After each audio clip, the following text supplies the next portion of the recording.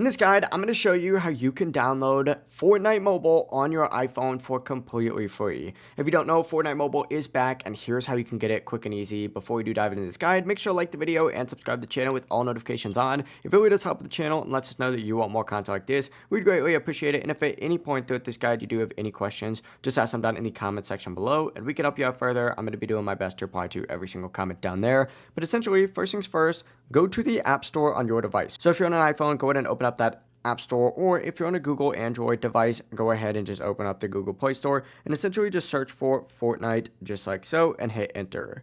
Up at the very top, you're going to see an option to download Fortnite. Simply go ahead and select it, because guess what? It is back on the App Store now. It is back on the Google Play Store. They've somehow worked towards some sort of deal that allows them to go ahead and do this, but simply go ahead and begin downloading it. And yes, it is going to take some time because it is a huge game.